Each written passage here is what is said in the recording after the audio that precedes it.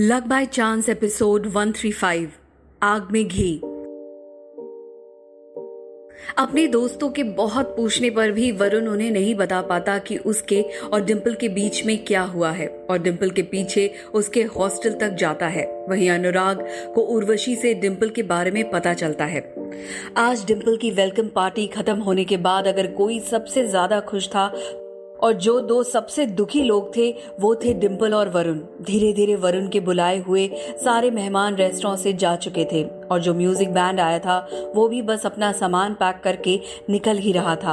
अब वहां सिर्फ वरुण, रिया, ऋषि, शिरीष और आलिया रह गए थे जो वरुण के साथ एक टेबल के आसपास बैठे हुए थे। पार्टी के साथ ही सबके चेहरे से उसकी खुशी और एक्साइटमेंट भी खत्म हो चुकी थी और वरुण की गुस्से से लाल आंखें देखकर किसी की हिम्मत नहीं हो रही थी कि वो उससे कोई सवाल करे।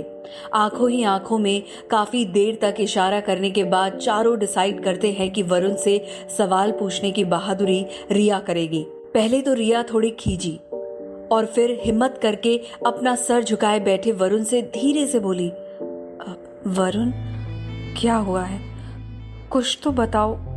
डिंपल कहाँ है? वो ठीक तो है ना? तुम दोनों की लड़ाई हुई है क्या?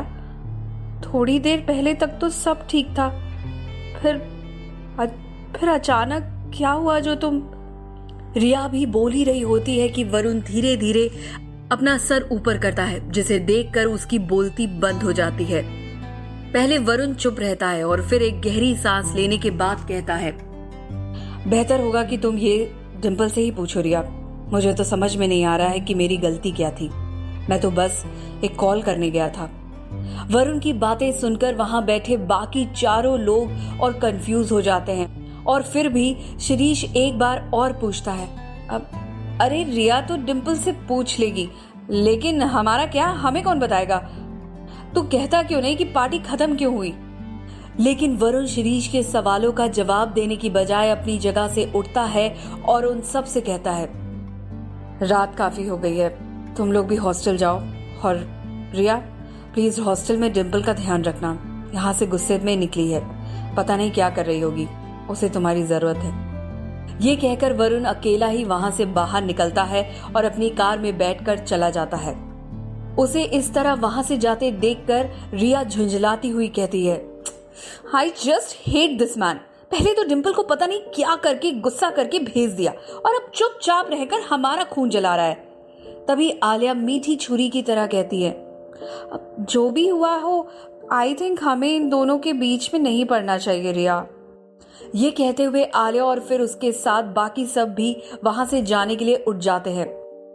कई लोगों की मेहनत का रंग डिंपल की ये वेलकम पार्टी अब सूनी पड़ी थी और वहां बस टेबल साफ करते हुए वेटर्स नजर आ रहे थे जिन्हें काम करने के लिए पैसे तो पूरे रात के मिले थे, लेकिन अब वो जल्दी घर जा सकते थे। किसी को नहीं पता था कि जिस पार्टी की तैयारियां और मेहनत वो कर रहे हैं उसका अंजाम ऐसा होगा। जहां ये पार्टी डिंपल और वरुण की जिंदगी की सबसे बुरी पार्टियों में से एक होने वाली थी, वहीं उर्वशी को जैसे उसके किए का कुछ पछतावा ही नहीं था। वरुण के उसे ऐसे पार्टी से भगाने के बाद वो एक टैक्सी में बैठी अपने हॉस्टल की तरफ बढ़ रही थी, तब उसका मूड ऑफ था। वो भी इसलिए नहीं कि उसकी वजह से पूरी पार्टी बर्बाद हो गई थी या वरुण ने उसे बेइज्जती करके वहां से भगाया था, बल्कि इसलिए क्योंकि वो इतने अच्छे से तैयार होकर गई थी और ढंग से एंजॉय भी नहीं कर पाई।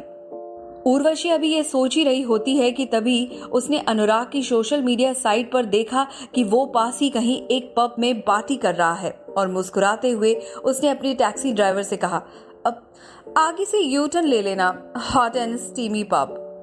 कुछ मिनट्स में उर्वशी पब के बाहर खड़े होकर अनुराग को कॉल करती है और जब अनुराग को पता चलता है कि उर्वशी पब के बाहर खड़ी है तो वो आकर उसे अपने साथ अंदर ले जाता है। पब के अंदर जाने के बाद जब अनुराग और उर्वशी बार काउंटर पर बैठे अपने लिए ड्रिंक्स ऑर्डर कर रहे होते हैं तब अनुराग का ध्यान उर्वशी के कपड़ों पर जाता है और वो समझ जाता है कि वो यहाँ आने के इरादे से तैयार होकर हॉस्टल से नहीं निकली थी। अनुराग को अच्छी तरह पता था कि आज वरुण ने कोई पार्टी रखी थी, लेकिन साथ ही वो ये भी जानता था कि उर्वशी वहां इनवाइटेड नहीं रही होगी। फिर भी वो अंधेरे में तीर मारता हुआ उर्वशी से पूछता है, तो कैसी रही वरुण की पार्टी? तुम गई थी ना वहां? अनुराग के मुंह से पार्टी का जिक्र सुनते ही उर्वशी के चेहरे का भाव बदल जाता है और वो अपनी आंखों को गोल घुमाती हुई कहती है, बकवास, वैसी पार्टी में तो मैं फिर कभी नहीं जाना चाहूंगी अपनी लाइफ में। उर्वशी को ऐसे बातें करते सुन अनुराग को उसकी बातों में इंटरेस्ट आने लगता है और वो उससे और बातें उगलवाने के लिए उकसाता हुआ कहता है, ऐसा भी क्या हो गया वहां जो तुम उस बेचारे की इतनी बेरहमी से बुराई कर रही हो? तुम्हारे यहाँ होने से मैं ये तो समझ गया हूँ कि वहां तुमने खुलकर एंजॉय नहीं किया है।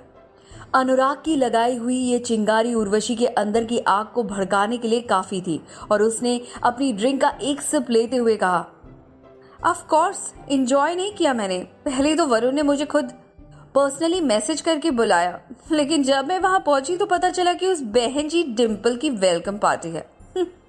फिर भी मैंने किसी तरह वहां अपना मन लगाने की कोशिश करी। वरुण भी मेरे साथ था, लेकिन फिर इतना कहने के बाद उर्वशी रुक जाती है और अपना ड्रिंक एक बार में खत्म करती है। वहीं उसके सामने स्टूल पर बैठा अनुराग बेसब्री से उर्वशी की कहानी के पूरा होने का वेट कर रहा था और उर्वशी ने आगे बोलना शुरू किया, मैं और वरुण एक दूसरे के साथ कंफर्टेबल हो ही रहे थे कि पता नहीं कहां से वो डिम्पल आ गई। पता नहीं वो चाहती क्या है वरुण से और पता नहीं वरुण को भी क्या दिखता है उसमें। एक डिम्पल के चक्कर में अपनी पूरी पार्टी का सत्यानाश कर दिया। I mean, मुझे पता था कि वो फ्रेंड्स हैं, पर अब मुझे लग रहा है कि वो दोनों शायद फ्रेंड्स से ज्यादा हैं। उर्वशी इस वक्त बहुत चिढ़ी हुई थी और जैसे जैसे उसे नशा चढ़ रहा था वो अपने मन की बातें अनुराग के सामने उगलती जा रही थी। उसने अनुराग को बताया कि कैसे उसे वरुण के डिम्पल के साथ रहने पे कोई प्रॉब्लम नहीं है अगर वो डिम्पल के साथ उसके साथ भी रहे तो, और दुनिया में इतनी सारी लड़कियां हैं तो सिर्फ एक के साथ क्यों रहना। जब वरुण जैसा स्मार्ट हैंडसम आदमी जिसके पास इतने सारे पैसे हैं और वो एक साथ कई लड़कियों को डेट करना अफोर्ड कर सकता है तो करता क्यों नहीं है।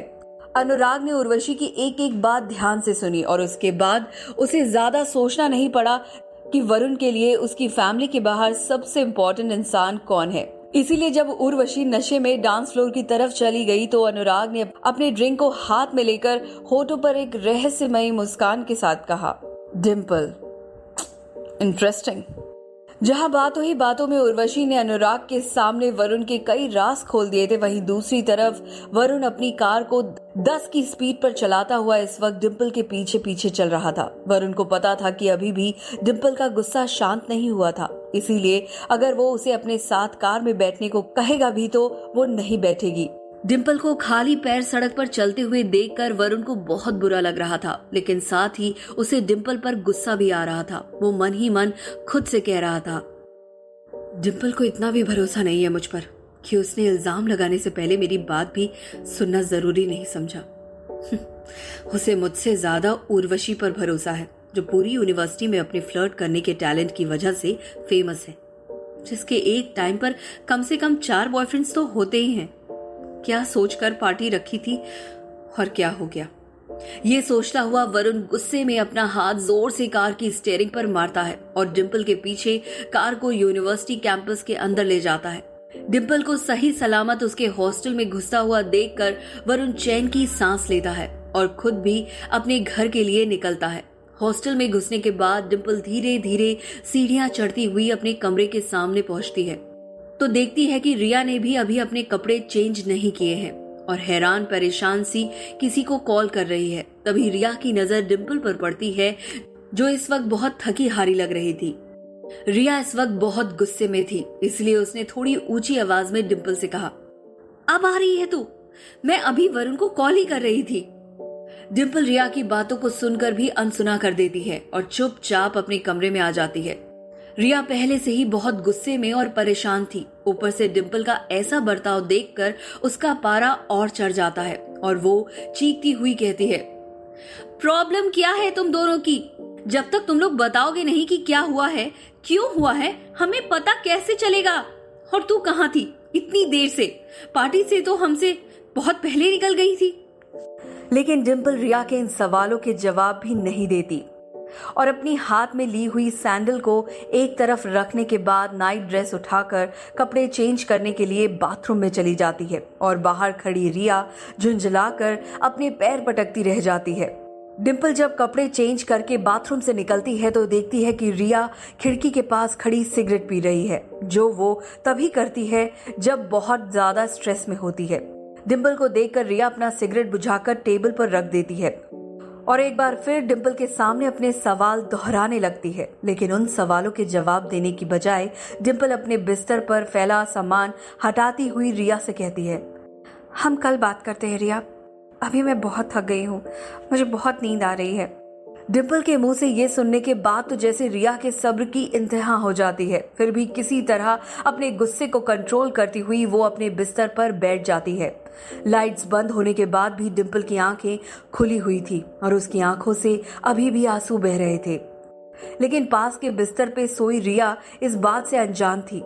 डिम्पल के आंखों के सामने अभी भी वो मंजर घूम रहा था जब उसने उर्वशी और वरुण को साथ में देखा था और उसके कानों में आलिया और बाकी लड़कियों की आवाजें गूंज रही थी, जिनमें वो कह रही थी कि डिम्पल और वरुण का कोई मेल नहीं है।